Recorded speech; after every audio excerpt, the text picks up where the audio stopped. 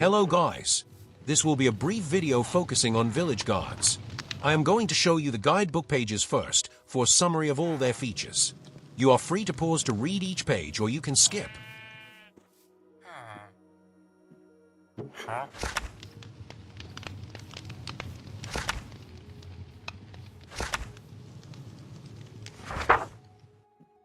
Oh great, it just started raining. Well, this is gonna be a wet video.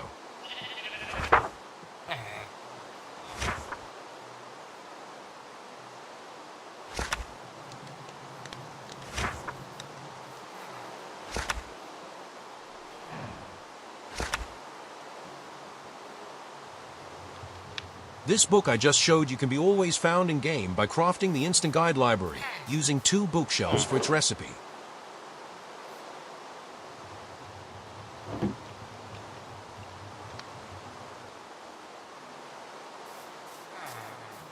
Once you have the guide block, just place it and interact with a stone pickaxe, so you will obtain a library full of guidebooks that cover everything this mod adds.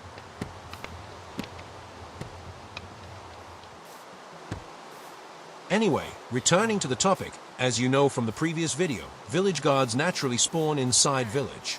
They accompany the village iron golem, so if the villagers make other iron golems, they will come with village guards too. This doesn't apply to iron golems that are built by the player. As a player, you can always enlist additional guards among the villagers by interacting with an iron block, which covers the material expenses for their equipment. Note that once enlisted, they have random gear, ranging from leather to iron, and with 1 melee weapon and 1 ranged weapon that they switch depending on target distance. Both iron golems and village guards can be directly damaged by the players, in this untamed and neutral form. This is intended so there are no misclicks when fighting together to defend the village, so they will never aggro the player. You can still dispose of them by interacting with a wooden hoe while sneaking, killing them, unless you are in adventure mode due to being in a claimed land. In that case, only the owner of a claimed land can do this interaction.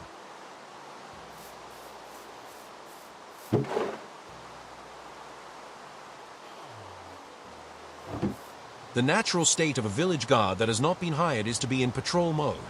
In patrol mode, they wear the iron helmet and stay within the village borders, as defined by vanilla rules. This means that they will randomly move to patrol but will always run back to the village if they sense one nearby and they are not inside village borders.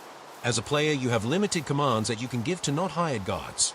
You can make them follow you by holding a torch, like you would tempt an animal, but this is only valid if you are within a village. Otherwise, they will stop following you and will run back to the village. Still, you can coordinate village defense by moving not hired guards as you wish, holding a torch in hand, and if you interact with a torch while you are sneaking, you can cycle between hold position and patrol commands. In hold position mode, a village guard will remain exactly where they are and will be forced to use its ranged weapon without switching to melee weapon even if their target closes distance.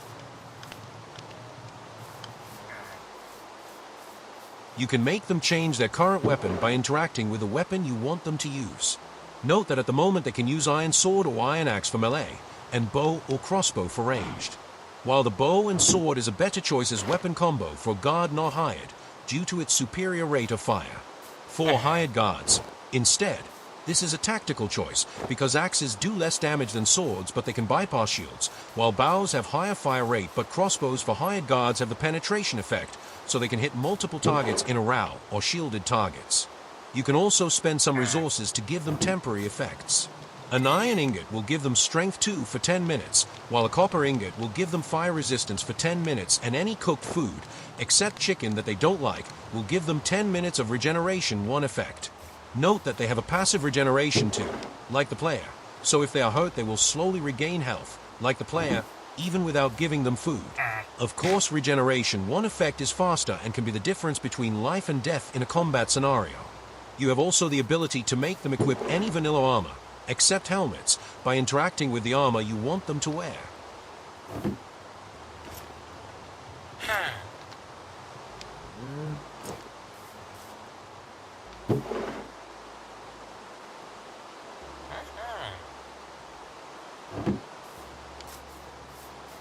Be aware, though, that their equipment is not dropped if they die or if you demobilize them back into simple villages.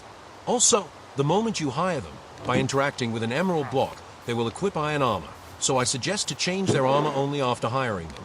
Once hired, only the owner can issue commands and make them equip armor. This is a complete list of the items that you can spend to give them those temporary effects that I told you before. Note how there is no cooked chicken in the food list that gives regeneration one effect.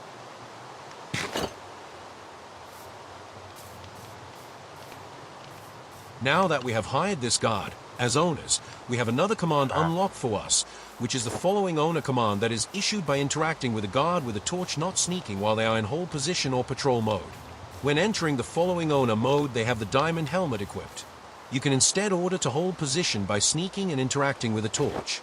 So to recap, if they have the leather helmet equipped, they are in hold position mode, they do not move and are forced to use a ranged weapon. If wearing the iron helmet, they are in patrol mode, which force them to stay within the borders of a village, but there they can move freely and they will switch between melee and ranged weapon. Wearing the diamond helmet, instead, they are in follow owner mode, and they will try to stay always within 10 blocks of the player. Note here how the bow of an hired guard is a normal bow, which have a higher fire rate than a crossbow, but if they equip a crossbow while hired, their weapon is enchanted with penetration effect.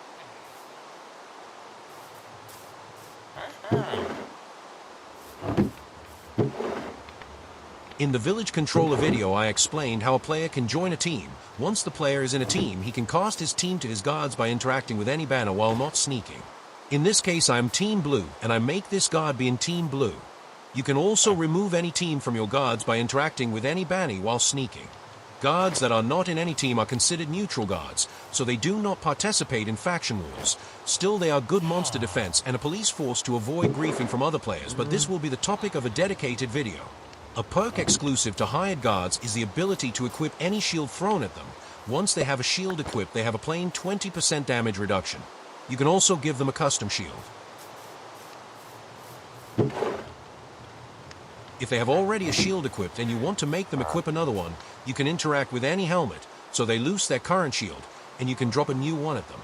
I had to make the interaction be with an helmet and not with a shield because of Minecraft coding limitation. So we work with what we have.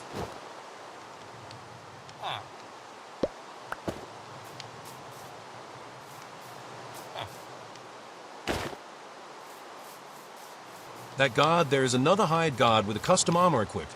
I can change his current armor and give it to the guard I hired in this video. It's the same interaction we did with the not hired guard.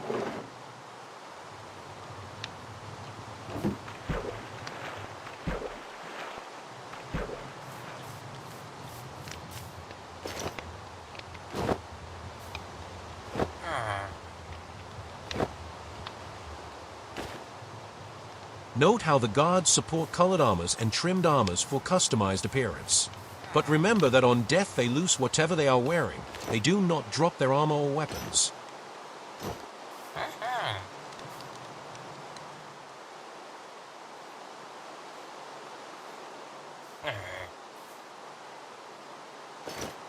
There's another interaction reserved to hired guards. You can put your guard inside a tank by interacting with a tank equipment item, which is a high-tier item that is crafted using the manufacturing system that we introduced in the previous video. The tank will be treated in a dedicated video, but know that the tank can be reverted back to a guard and the guard will have exactly the gear and name that he had before transformation. So basically it is the same guard that is driving and using the tank. Note how, when I made that guard drive a tank, he dropped a spyglass item. That was because that guard had that in its inventory and they dropped the inventory, not the equipment, when transforming. About this, I forgot to mention that another perk of hired guards is that they have a small inventory of 5 slots that they can use to carry your stuff. It's only used for storage purposes. The guards are the most versatile unit in your army, quality that is also underlined by the fact that they are the only army unit that can be transported in the multi-vehicle, making the rapid deployment of infantry forces easy. A video focusing on the multi-vehicle will be available soon.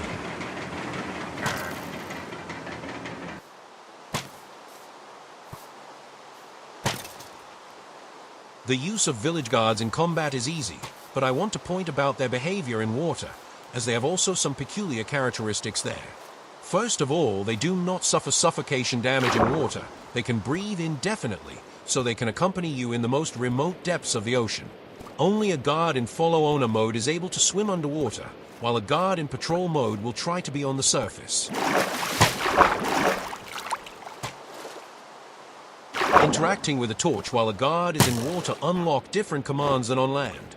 For once, if you interact while sneaking, the guard will hold position exactly where they are, and not only that, they will not sink, so they will stay exactly at the point where you interacted. This can be useful for underwater bases. If you interact with a torch without sneaking, a guard in hold position mode will resume the follow owner mode. As you see, the guard is not sinking in this hold position mode, and he is forced into range mode.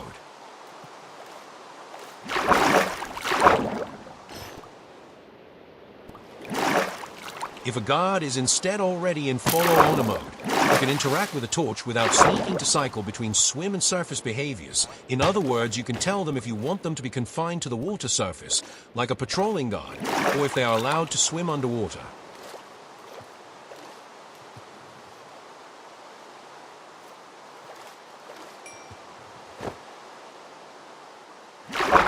As you have understood by now, the torch is the chosen item to issue commands in this mod, and the commands are contextualized for the current situation, and if the player is sneaking or not, this is all you have to remember, then the action will be readily apparent.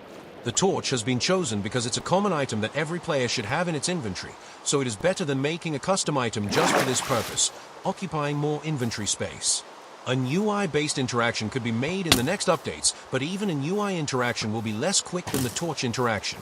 Because the UI requires a windowed interface to be opened, then a button to be pressed, all while your screen is occupied by the interactive window, while interacting with a torch is immediate and do not break the flow of the actions.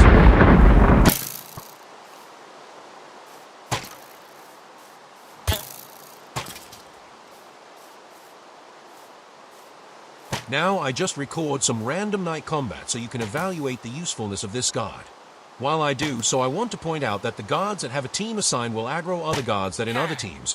For example, blue guards will target red guards. Also, guards in a team will target all players that are not in the same team. A dedicated video on team management will be done. So for now, this is all you have to know.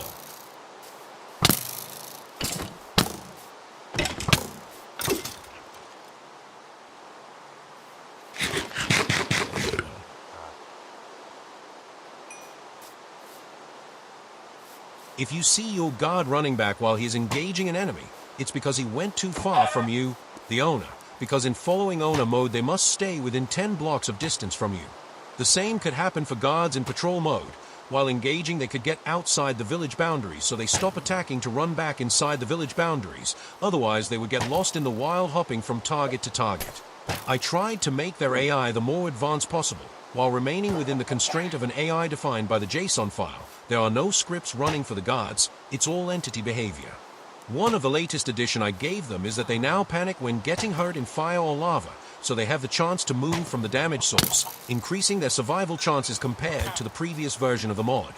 Other additions have been new sounds and new custom animations for melee and bow or crossbow, so their behavior is more immersive compared to the previous version.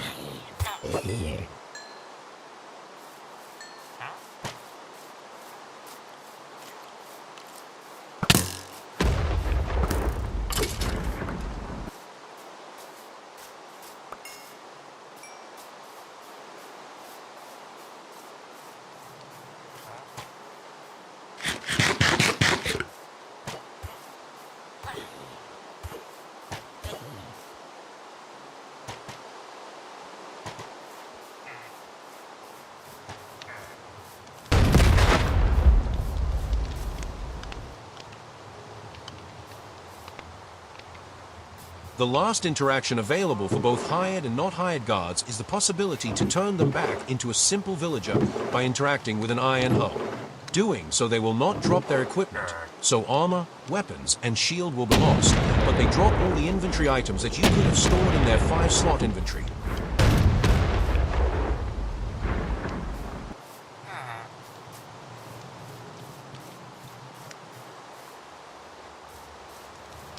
And that's it for the village guards added by this mod. I hope you found this video informative. Feel free to comment if you need more information, and follow me to remain up to date with the latest development. As always, I leave the LootLab links to download the latest version of the mod. Note that by downloading using the LootLab links, you will be prompted to watch an AD before downloading the mod. By doing so, you will help me continue this project. I suggest to open the LootLab links in a browser like Chrome and not inside YouTube if you are on mobile.